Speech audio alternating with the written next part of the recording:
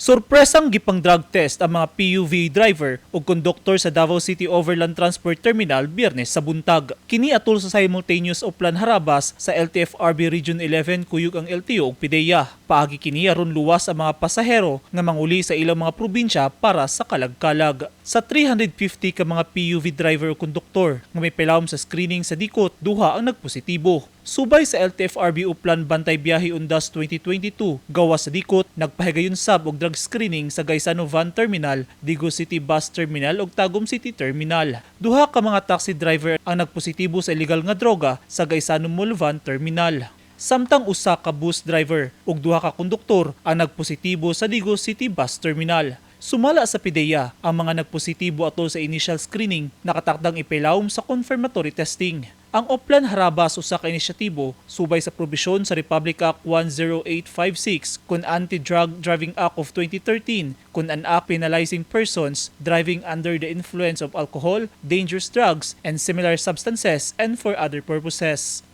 Eugene Hinutan, Newsline Philippines, Davao Region. Stay safe.